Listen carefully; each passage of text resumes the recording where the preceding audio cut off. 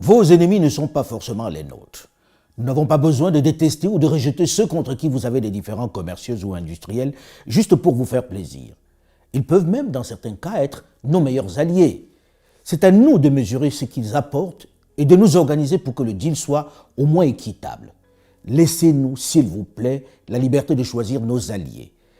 Laissez-nous, s'il vous plaît, la latitude de tenter d'autres expériences, surtout lorsque celles que vous nous proposez ne sont pas forcément concluantes, lorsqu'elles ne se démarquent pas par leur efficacité, lorsque les résultats sont si souvent nuls. Pour être gentil, on va dire lorsqu'elles tardent à produire des résultats visibles. Arrêtez de nous infantiliser.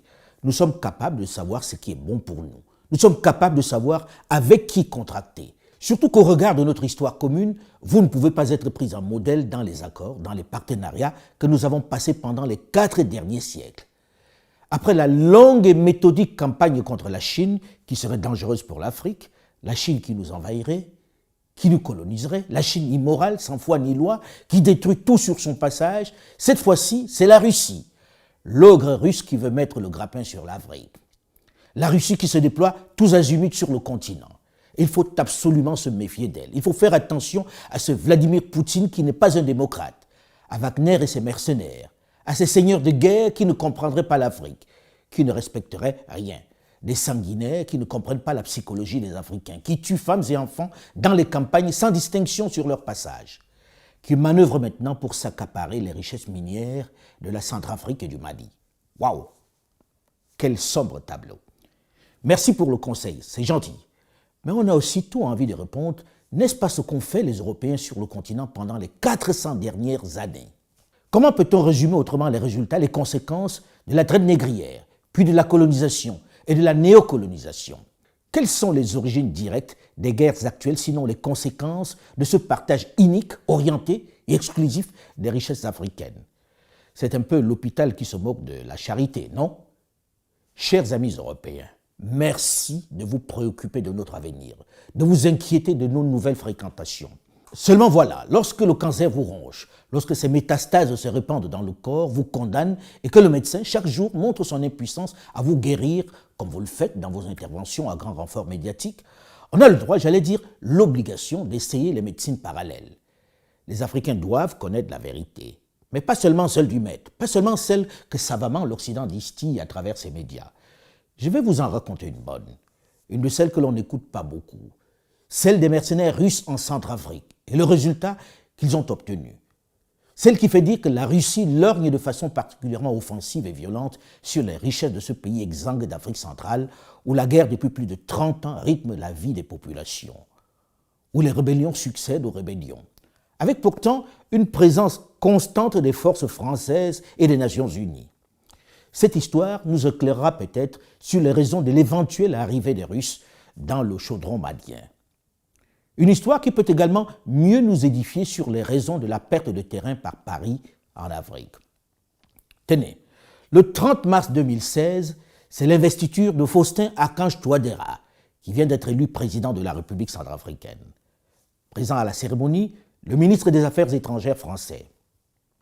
Jean-Yves Le Drian, représentant de la France à la cérémonie, annonce, lors de la conférence de presse, tenez-vous bien, la fin de l'opération Sangaris, pour la fin de l'année. Cette force française qui était sur place pour le maintien de la fragile paix. Le nouveau chef de l'État est surpris. On ne lui en a pas parlé. Il est sidéré. Comment va-t-il faire face aux nombreuses rébellions auxquelles il fait face? En retirant ses troupes, il est évident qu'il ne va pas tenir longtemps. C'est un nouveau coup dur pour le nouveau pouvoir. Surtout qu'en face, la rébellion gagne du terrain. Pour éviter d'être à nouveau balayée par une énième rébellion dans ce territoire où elle se multiplie au gré des intérêts minéraliers, pour essayer de conserver un semblant de paix dans ce territoire exsangue qui bat des records de coups d'État, il se rend à Paris dès le mois suivant, le 24 avril 2016, où il est reçu par le président François Hollande. Il lui demande de maintenir absolument l'opération Sangaris. Sangaris demeurera en Centrafrique, je vous l'assure, et nous ferons en sorte qu'il y ait, pour aider les forces centrafricaines, le soutien indispensable et la présence de nos militaires pour vous accompagner dans la tâche d'encadrement de l'armée centrafricaine qui est essentielle pour assurer la sécurité.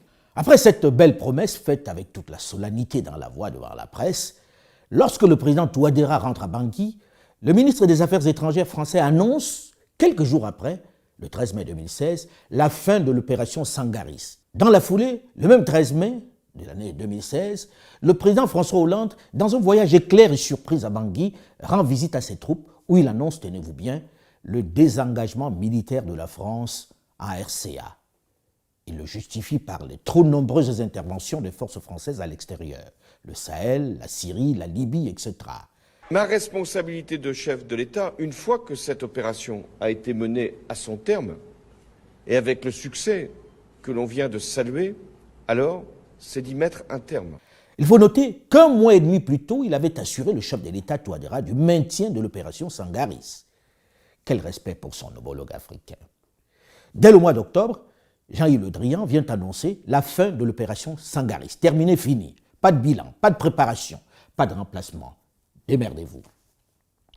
De guerre lasse, le président centrafricain vient voir pour la dernière fois, le 21 mars 2017, François Hollande, et lui demande, puisqu'il est nu, puisque personne ne peut plus protéger la capitale d'une rébellion qui menace, s'il peut lui fournir au moins de l'équipement pour son armée.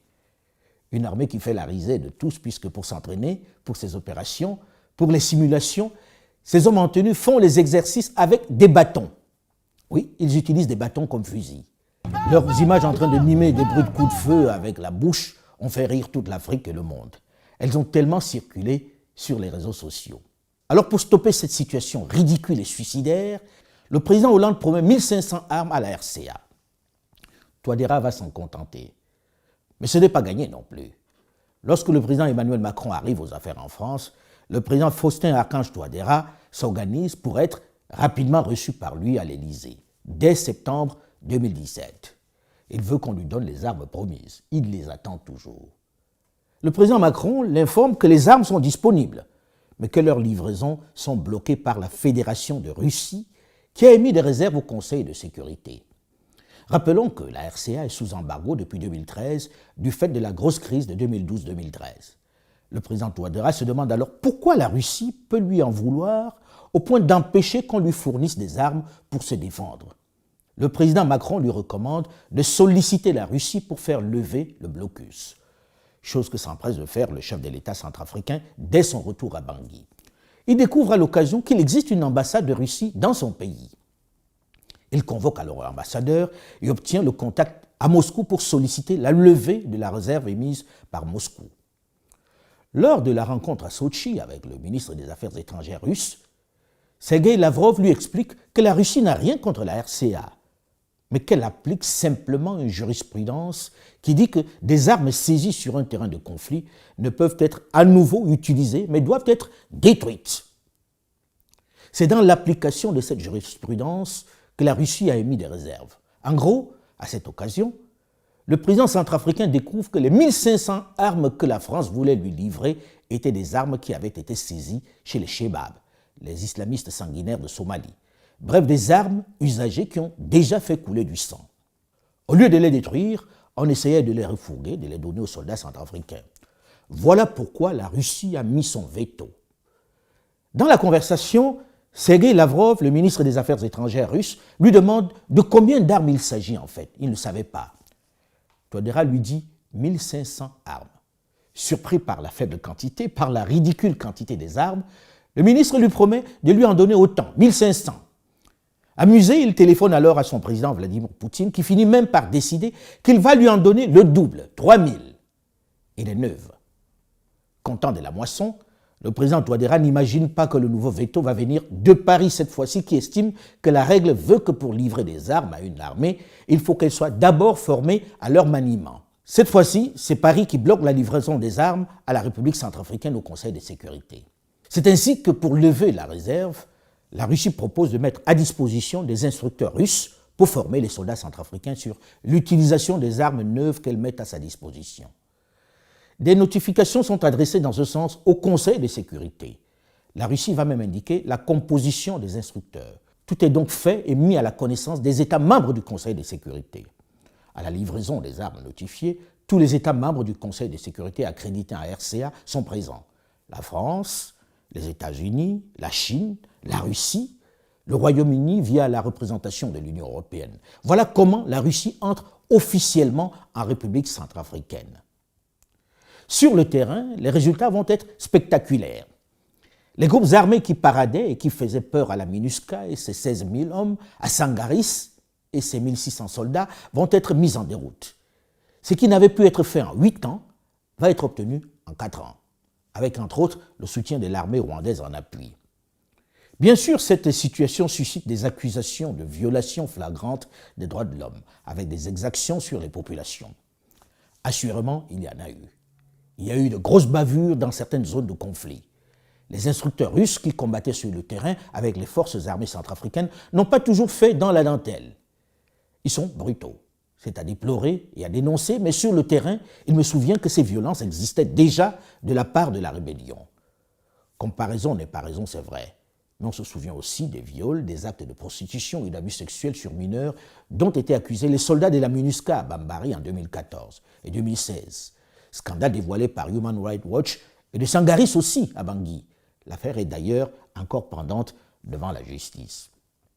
C'est vrai que les autorités, les organisations sous-régionales et l'Union africaine doivent être particulièrement vigilantes sur le comportement des soldats ou des mercenaires de Wagner. On ne doit pas les laisser se livrer à des exactions sur les populations, pas de blanc-seing. Ils ne doivent pas jouir d'une quelconque complaisance. Si la presse internationale met surtout en avant les violations des droits de l'homme, mais également et surtout l'arrivée des mercenaires russes dans cette affaire centrafricaine, il faut reconnaître qu'en peu de temps, sans tambour ni trompette, ils ont considérablement fait reculer les rébellions. Mais à Paris, le président centrafricain est devenu un paria, celui qui a fait venir les mercenaires, celui qui est en train de livrer les richesses de la Centrafrique à la Russie. Bizarre. À aucun moment, personne ne rappelle que c'est Paris, c'est le président Macron lui-même qui l'a mis dans les bras de la force Wagner, que l'on présente partout comme des supplétifs qui agissent pour le compte du Kremlin. Si on avait maintenu Sangaris sur place, il n'aurait jamais pensé à faire recours à eux. Si en retirant contre son gré Sangaris, on lui avait donné des armes, il n'aurait jamais eu recours à cette force. La nature a horreur du vide, n'est-ce pas? Le président Touadéra a simplement eu une réaction humaine, patriotique sur ce coup. Son principal souci, sa mission est de sauver son pays des rebelles qui déboulent de partout. C'est d'y ramener une certaine paix. Or, les multiples forces internationales qui se sont succédées ici n'ont pas brillé par leur efficacité. Elles n'ont pas réussi à juguler la violence dont sont victimes les populations centrafricaines depuis des décennies. Quand on est sur le point de se noyer, on accepte même de s'accrocher à la queue du crocodile. En plus, pourquoi un Centrafricain refuserait l'aide des Russes? Ils n'ont aucun contentieux qui les oppose. Ils ne sont pas ennemis. Que les Russes veuillent faire des affaires en Afrique, c'est normal. Et ils ne le cachent d'ailleurs pas. Il y a un très bon potentiel de développement. Cela nous permet d'espérer un accroissement du commerce. Dans 4 ou 5 ans, nous pourrons au minimum doubler le volume de nos échanges commerciaux. Les choses sont claires, non? Il vient pour le business et il ne parle pas d'aide ou d'opérations humanitaires. La Russie avance ses pions depuis plusieurs années sur le continent. Elle gagne des marchés en Afrique, sans tambour ni trompette, sans donner de leçons. Elle vient faire du business. Et la jeunesse préfère cette approche de sincérité.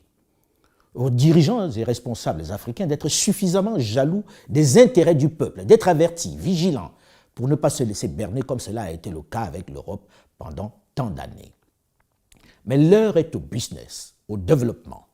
Et la Russie fait aujourd'hui florès dans toute une série de pays d'Afrique, la Centrafrique et beaucoup d'autres, là où nous hésitons à aller. C'est un danger, ça ? Et bien sûr que c'est un danger, parce que la nature a horreur du vide. Et aujourd'hui, nous sommes en train de nous rétrécir. Enfin, les pays européens, les États-Unis sont en voie de désinfluence en Afrique. Le mot est clairement lâché là par celui qui pendant longtemps a incarné la diplomatie française et qui a été Premier ministre. Pas n'importe lequel, Dominique de Villepin. Il s'agit de conserver son influence. Ce qui se joue ici, c'est d'abord une question d'influence. Or, la France, dans ses errements, a perdu de cette énorme influence qu'elle avait dans ce pays francophone. Les anciens territoires de la communauté française. Elle doit d'abord s'en prendre à elle-même au lieu de s'attaquer aux maillons faibles. Que le président Macron, dans le journal du dimanche, parle de Touadéra comme président otage des mercenaires est un peu drôle venant d'un chef d'État français.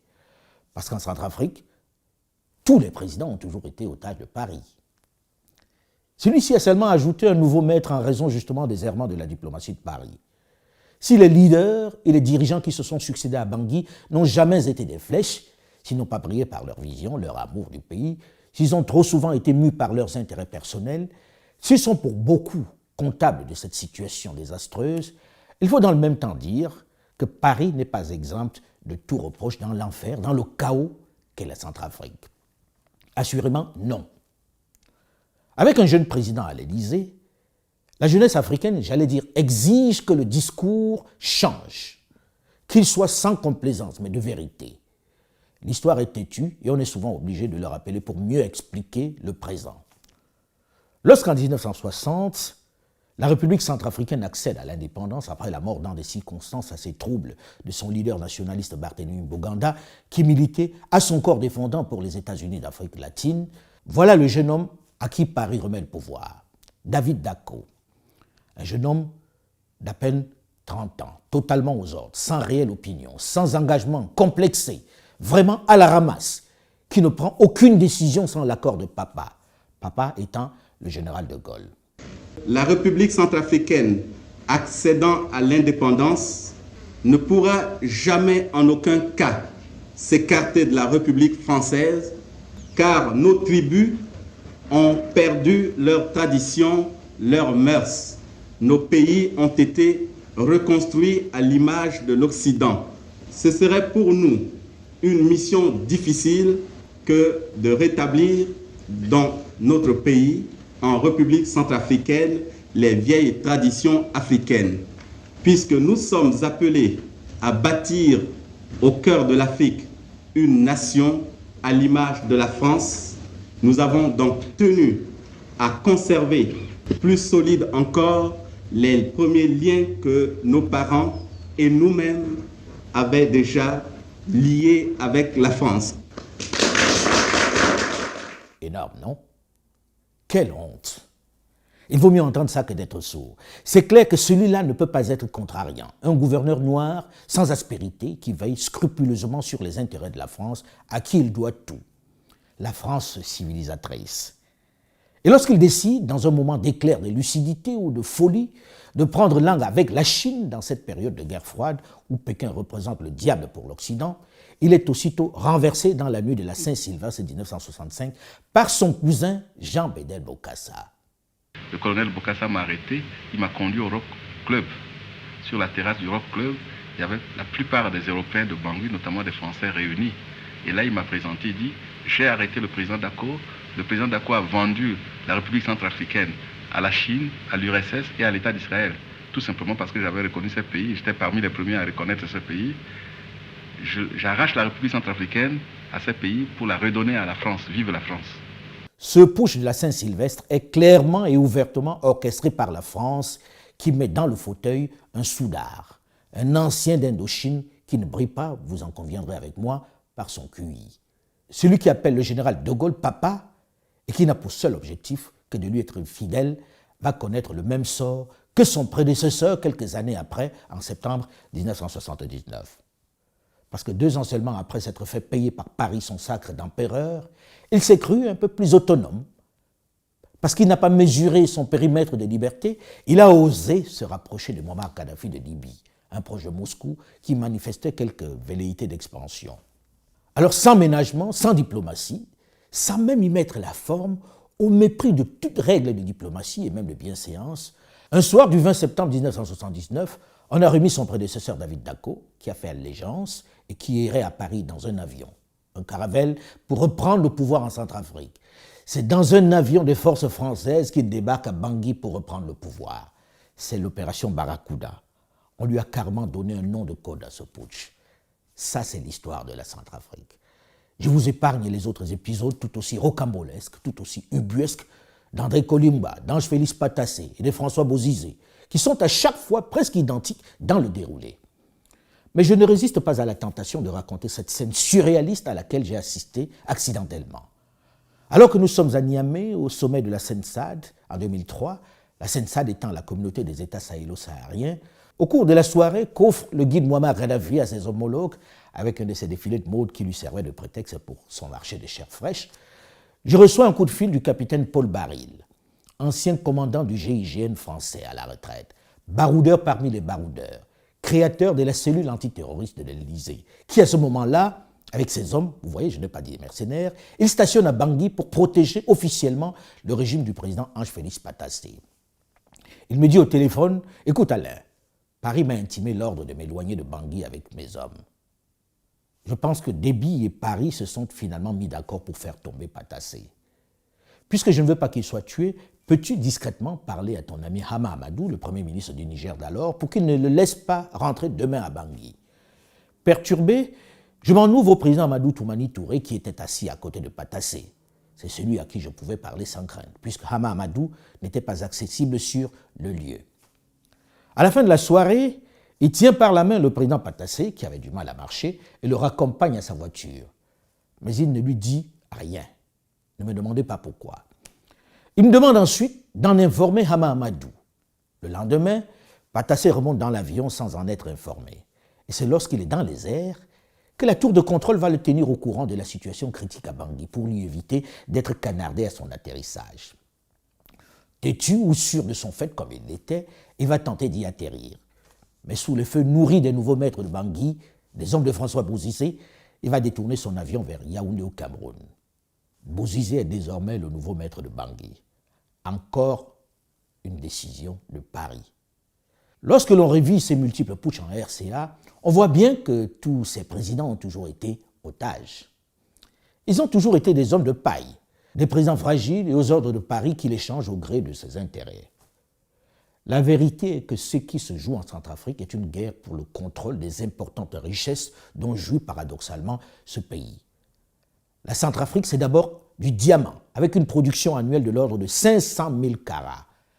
Elle occupe le 10e rang mondial par le volume et le 5e rang par la qualité de ses pierres, puisqu'il est présenté comme l'un des plus beaux diamants au monde. Des traces d'or sont relevées dans pratiquement tout le pays.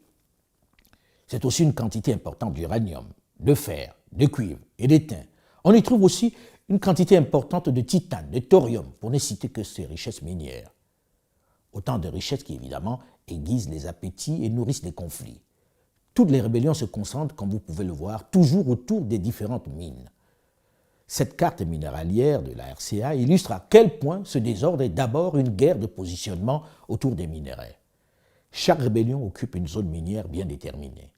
Elle s'y accroche de toutes ses forces par la violence. Mais à qui vendent-ils leurs minerais?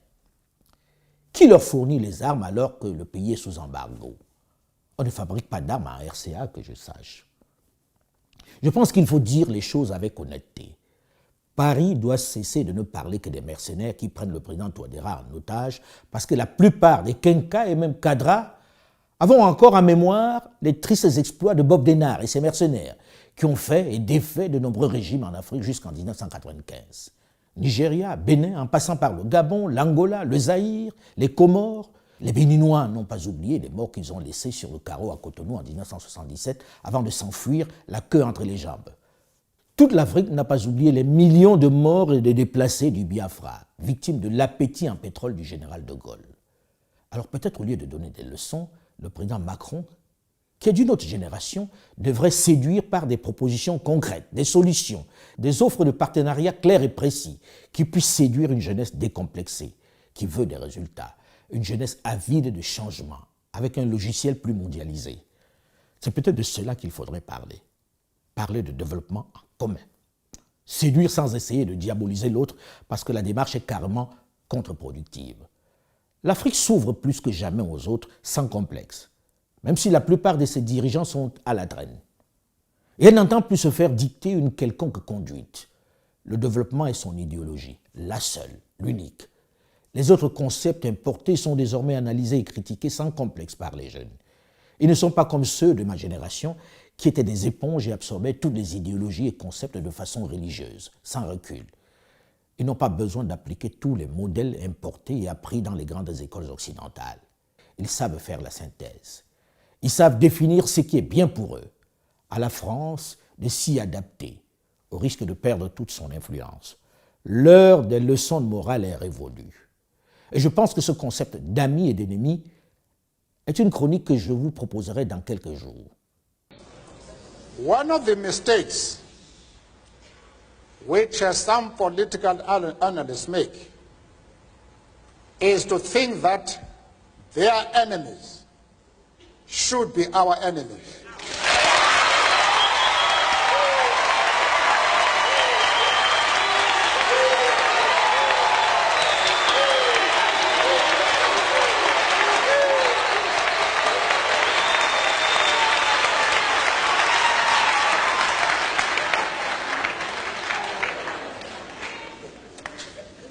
That